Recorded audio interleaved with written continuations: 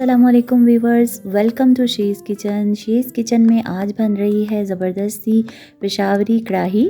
تو پشاوری کڑاہی گوشت بنانے کے لیے ہمیں کن چیزوں کی ضرورت ہوگی، اس کا میتھڈ جو ہے وہ ہم ریسیپی میں دیکھتے ہیں۔ تو چلیں اپنی ریسیپی سٹارٹ کرتے ہیں۔ بسم اللہ الرحمن الرحیم۔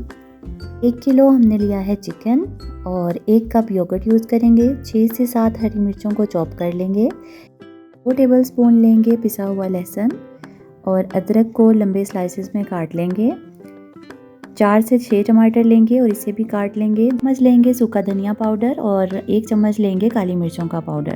اب ہم لے لیں گے ایک کڑاہی اور ڈال دیں گے 4 ٹیبل سپون بٹر اور 1 کپ گھی ڈال دیں گے۔ کڑاہی گوشت ہم گھی اور بٹر میں بنائیں گے، اس سے ٹیسٹ بہت ہی مزے کا آتا ہے۔ آپ لوگ بھی یہ ریسیپی ضرور ٹرائی کرنا۔ جیسے ہی بٹر میلٹ ہوگا اور اس میں ڈال دیں گے ہم جو 2 ٹیبل سپون ہمارے پاس گارلک پیسٹ ہے اسے ڈال دیں گے۔ 1 سے 2 منٹ پیسٹ کو بھوننے کے بعد اس میں ڈال دیں گے چکن۔ 4 سے 5 منٹ چکن کو اچھے سے ہم فرائی کر لیں گے۔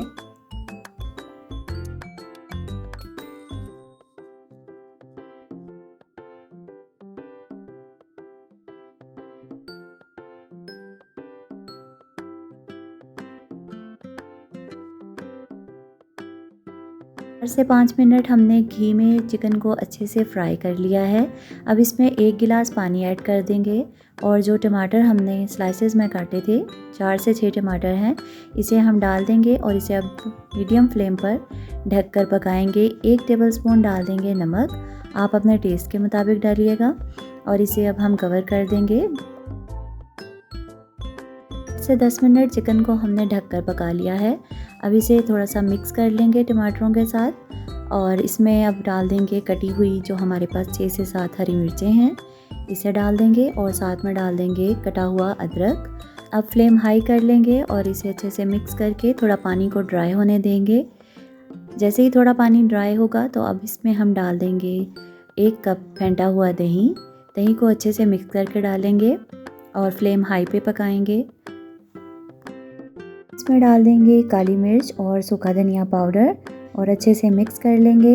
ہائی فلیم پر پکائیں گے۔ کڑاہی گوشت بہت ہی مزے کا تیار ہوگا۔ سمپل ریسیپی ہے اور بہت ہی کم مسالوں میں یہ بنتی ہے۔ اس میں ڈال دیں گے سبز دھنیا اور 3 سے 4 منٹ اسے مزید پکا لیں گے تیز آنچ پر تاکہ پانی جو ہے وہ اچھے سے ڈرائی ہو جائے۔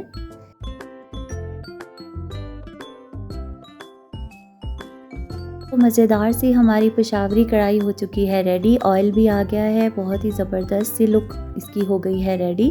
تو چینل کو ضرور سبسکرائب کریں، ویڈیو کو اپنی فیملی اور فرینڈ کے ساتھ شیئر کریں، ریسیپی ضرور ٹرائی کریں اور اس بیل آئیکن ضرور پریس کریں تاکہ ہر آنے والی نئی ویڈیو کی نوٹیفیکیشن آپ کو ملے۔